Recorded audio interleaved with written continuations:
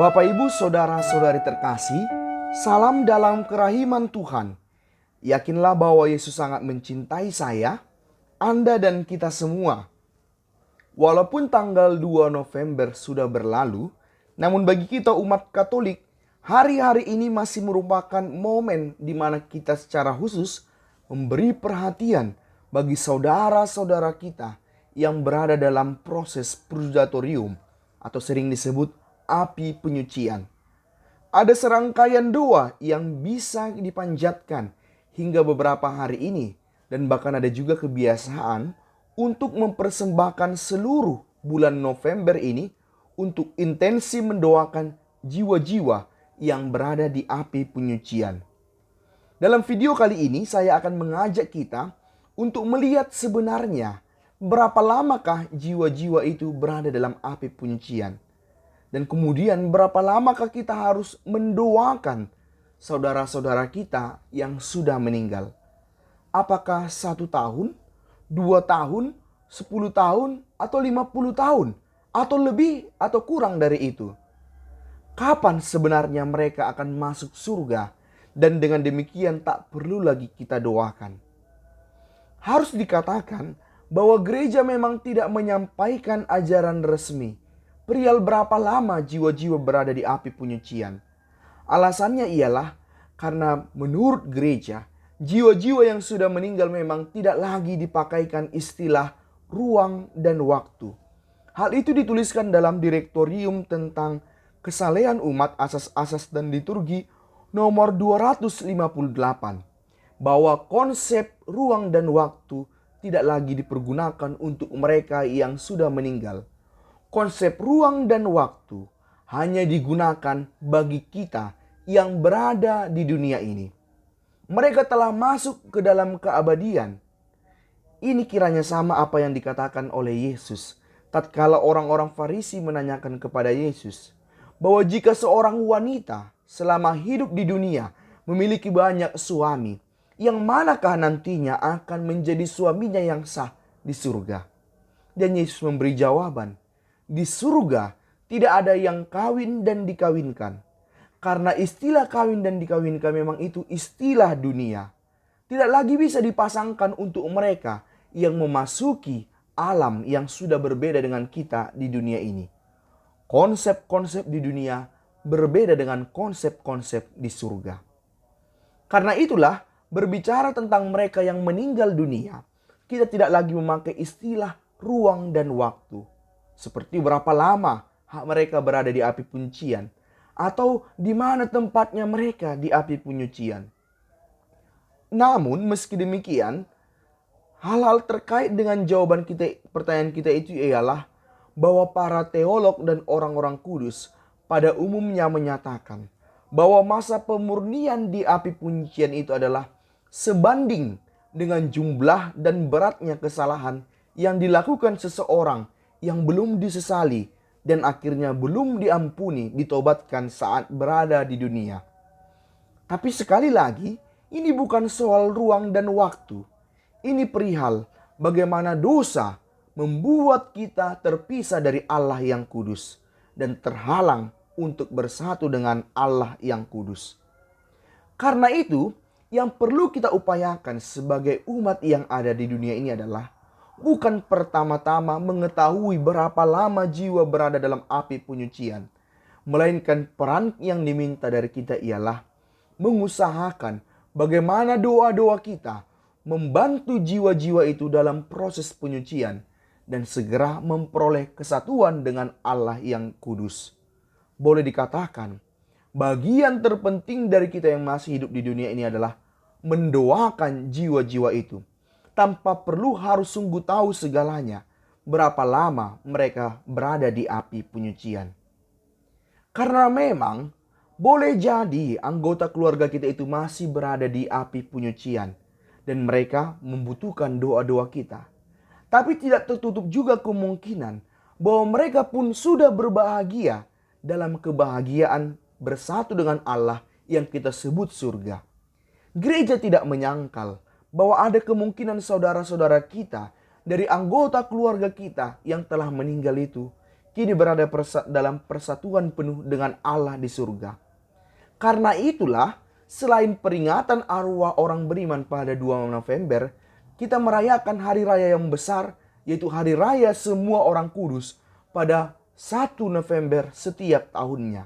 Di mana dalam perayaan itu, salah satu yang kita ungkapkan dalam pernyataan iman kita ialah bahwa ada kemungkinan saudara-saudara dari anggota keluarga kita ternyata sudah menyelesaikan masa penyucian di purgatorium dan kini mengalami kebahagiaan surga. Dengan demikian, mereka tentu adalah para kudus, santo santa, walaupun belum dikanonisasi secara resmi oleh gereja. Gereja mengakui ada kemungkinan akan hal itu.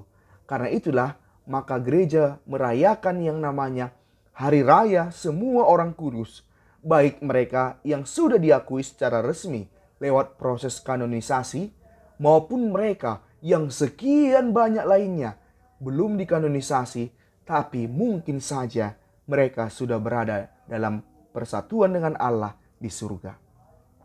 Nah, kita bertanya, kalau kita tidak tahu pasti apakah saudara kita sekarang berada dalam purgatorium atau mereka berada di surga, maka apakah kita harus tetap mendoakan? Bagaimana jika mereka sudah mengalami kebahagiaan surga? Dan tentunya mereka yang di surga tidak lagi memerlukan doa-doa kita. Dan sebaliknya, merekalah yang akan mendoakan kita. Berbagai sumber mengatakan bahwa karena kita tidak tahu pasti apakah saudara-saudara kita itu berada dalam proses purgatorium atau sudah mengalami surga, maka yang paling tepat untuk kita lakukan adalah terus berdoa bagi mereka. Kalau mereka masih mengalami purgatorium, doa-doa kita tentu akan sangat menolong mereka. Dan sebaliknya, kalaupun mereka sudah mengalami kebahagiaan surga, doa-doa kita itu tetap akan berguna bagi banyak jiwa-jiwa yang berada dalam api penyucian. Dengan demikian mau dikatakan adalah yang namanya doa tidak pernah akan sia-sia. Jadi teruslah berdoa, entah mereka sudah berada di surga atau mereka sudah masih mengalami purgatorium. Karena doa-doa kita itu, kalaupun tidak lagi untuk mereka yang sudah berada di surga, namun itu sangat berguna bagi jiwa-jiwa lain yang berada dalam purgatorium. Khususnya mereka yang tidak memiliki sanak keluarga yang setia untuk mendoakan mereka. Selain itu, kita harus meyakini bahwa doa-doa yang kita panjatkan bagi mereka yang sudah meninggal bukanlah semacam barter atau tebusan tukar-menukar dengan jiwa-jiwa itu. Pertama-tama, doa yang kita panjatkan bagi jiwa-jiwa dalam proses penyucian adalah tanda cinta kita kepada mereka. Kalau kita sungguh sadar bahwa doa-doa itu adalah tanda cinta, maka kiranya tidak relevan lagi bertanya, sampai kapan kami harus mendoakan jiwa-jiwa keluargaku yang berada dalam api penyucian? Karena pertanyaan itu sama artinya dengan mempertanyakan, berapa lama kami harus mencintai keluargaku yang telah meninggal dunia? Cinta kita haruslah tetap berlangsung, tetap abadi bagi keluarga kita, termasuk mereka yang sudah meninggal.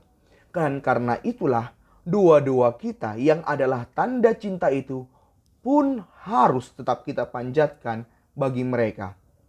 Pun jika mereka sudah mengalami kebahagiaan surga, doa kita yang adalah tanda cinta kita kepada mereka kiranya tetap kita sampaikan bagi mereka. Soal bagaimana itu berguna nantinya, itu bukan terutama urusan kita. Demikianlah video kita kali ini. Semoga membantu kita semakin memahami pengajaran gereja kita. Yang ingat, ini adalah suatu misteri yang tak seluruhnya bisa kita pahami dengan pemikiran kita sebagai manusia yang terbatas. Kita hanya mencoba untuk menyelami sejauh mana bisa kita selami dengan pikiran kita. Namun akhirnya kita harus mengakui ini adalah suatu misteri yang tak selalu harus begitu jelas bagi kita. Dan kiranya ini membantu kita untuk setia menjalankan tradisi indah dalam gereja kita. yaitu mendoakan jiwa-jiwa saudara yang sudah meninggal. Kini kita mendoakan jiwa-jiwa itu, dan nanti merekalah yang akan mendoakan kita. Dan satu hal yang juga pasti ialah kita pun pada waktunya akan didoakan sebagai jiwa-jiwa yang membutuhkan doa-doa dari mereka yang di dunia. Kita membutuhkan doa-doa mereka karena kita pun pada waktunya akan mengalami purgatorium. Karena itu, sebelum kita mendapat giliran untuk didoakan, baiklah kita saat ini sungguh menjalankan peran kita, yaitu mendoakan mereka yang sudah meninggal. Karena kita tahu bahwa mereka yang sudah berada di proses purgatorium, yang sangat membantu mereka adalah doa-doa kita yang di dunia ini. Sedangkan mereka tidak lagi bisa berdoa untuk dirinya sendiri. Semuanya doa-doa itu harus tetap didasarkan pada kerahiman Allah, bahwa Allah sungguh berbelas kasih. Dan keselamatan bukan karena kita, tapi karena kerahiman Allah, dan kita memohonkannya lewat doa-doa kita. Sehingga itu akan menyucikan kita seberdosa apapun kita. Yesus, Engkau andalanku, Pace Ebeni.